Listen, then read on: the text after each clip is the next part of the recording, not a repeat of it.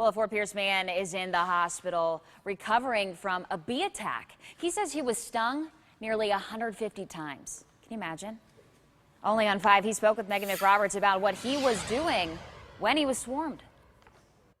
Well, Michael Ledlow tells me this all happened here in front of his ex-wife's home. He tells me there was a swarm of bees right in front of the patio here he was trying to protect his grandkids from, but his protection, not enough to prevent hundreds of stings.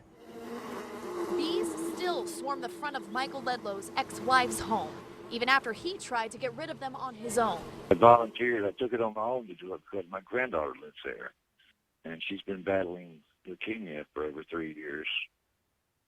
And I didn't want her to get stung and my other granddaughter to get stung. Ledlow getting his own protective gear. He says the cost of having the bees removed was too expensive. So I thought, well, I'm protected. I have the suit on. I'll just go ahead and do it. These will just fly around me. They won't bother me. That was a mistake.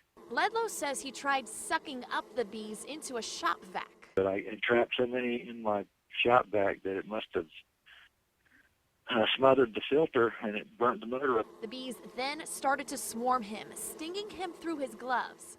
Several hundred swarming around me.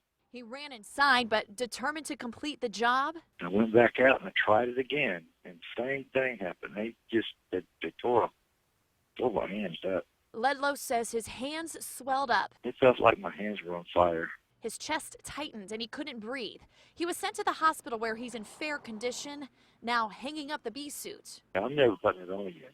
And leaving this job to a professional. Yeah, don't do it. Call a professional.